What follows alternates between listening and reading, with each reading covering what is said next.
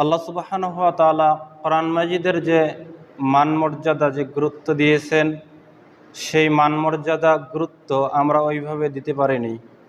আমাদের কোরআন শিক্ষা থেকে আমরা অনেক দূরে। বর্তমান সময়ে যে কেউ যে কোনো সময়ে এটা বলতে স্বাচ্ছন্দ্য বোধ করে যে তাকে যদি জিজ্ঞাসা করা হয় আপনি কি কোরআন জানেন, আপনি কি কোরআন পড়তে পারেন, তখন সে মুস্কি হেসে বলে যে আমি কোরআন পড়তে জানি না। তার মানে কোরআন পড়তে না জানা, ইসলাম বিষয়ে না বুঝা, ইসলাম সম্পর্কে না জানাটা তার নিকটে আধুনিকতা। ও মনে করতেছে আমি আপডেট, ও মনে করতেছে আমি এটাই আধুনিকতার সাথে তাল মিলিয়ে, যুগের সাথে তাল মিলিয়ে চলছি, আমি খুব আধুনিক। অথচ এটা হচ্ছে জাহিলিয়াত। কাজেই কোরআন মাজিদ সম্পর্কে আমাদের ধারণা রাখা জরুরি। কোরআন মাজিদ পড়া শেখা আমাদের জরুরি।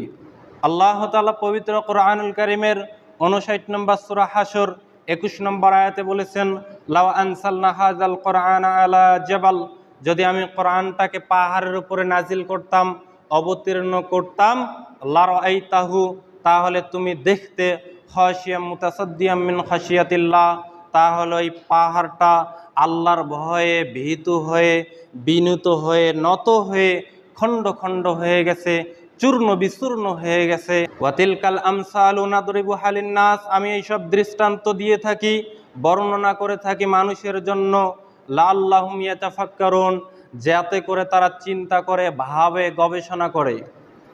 আল্লাহ তাআলা এই কোরআন সম্পর্কে আরো বলেছেন পবিত্র কোরআনুল কারীমের 47 নম্বর সূরা মুহাম্মদ 24 নম্বর আয়াতে, যে আফালা ইয়াতাদাব্বারুনাল কোরআন, কেন তারা কোরআন নিয়ে ভাবে না, কেন গবেষণা করে না, কেন চিন্তা করে না।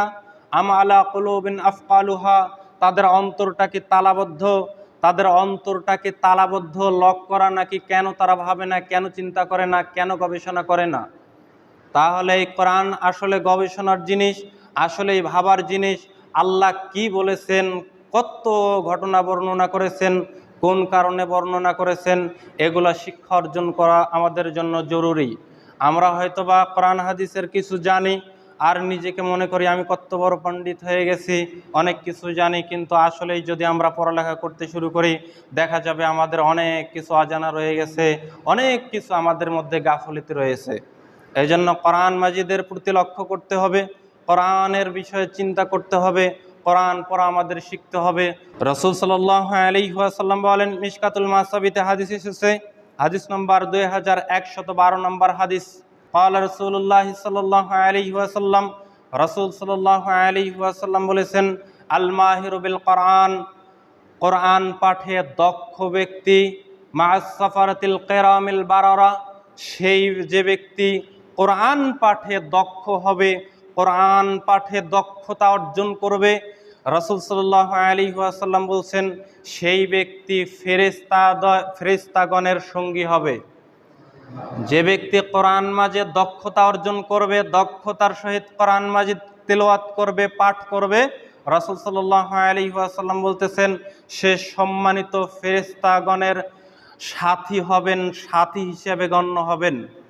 এরপর রাসূল সাল্লাল্লাহু আলাইহি ওয়াসাল্লাম বলছেন, তাহলে আমাদের মধ্যে অনেকেই রয়েছে এমন যারা কোরআন মাজিদ পড়তেই জানে না, আবার কেউ আছে পড়তে জানলেও খুব কষ্ট করে পড়ে। তাহলে কি তারা এরকম প্রতিদান থেকে বিরত থাকবে, তারা কি দূরে থাকবে? তা নয়, বরং রাসূল সাল্লাল্লাহু আলাইহি ওয়াসাল্লাম তাদেরকেও উৎসাহিত করেছেন। পরের অংশে রাসূল সাল্লাল্লাহু আলাইহি ওয়াসাল্লাম বলছেন, ওয়াল্লাযী ইয়াকরাউল কোরআনা ওয়া ইয়াতা'তাউ ফীহি ওয়া হুয়া আলাইহি শাক্কুল লাহুল আজরান, যদি কোনো ব্যক্তি কোরআন পড়তে খুব কষ্ট হয়, কষ্ট হওয়ার সত্ত্বেও পড়তেছে, কষ্ট হচ্ছে, কষ্ট হওয়া সত্ত্বেও কষ্ট করেই পড়তেছে, রাসূল সাল্লাল্লাহু আলাইহি ওয়াসাল্লাম বলতেছেন এই রকম ব্যক্তির জন্য আজরন, ডাবল প্রতিদান। অর্থাৎ কোরআন পাঠে দক্ষ ব্যক্তি ও যদি পড়ে আলিফ লাম মিম, কত নেকি হয়েছে বলেন তো?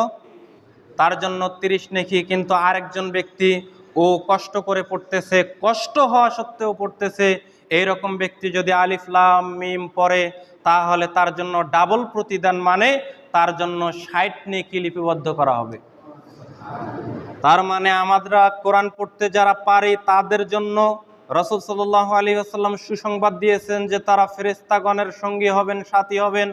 আর যারা কষ্ট হওয়া সত্ত্বেও কষ্ট করে পড়তেছে তাদের জন্য ডাবল ফায়দা, ডাবল নেকি, মানে সে যদি 10 নেকি পায় একটি হরফ পড়ে, তাহলে যে কষ্ট করে পড়ে সে পাবে এক হরফ প্রতি 20 নেকি করে।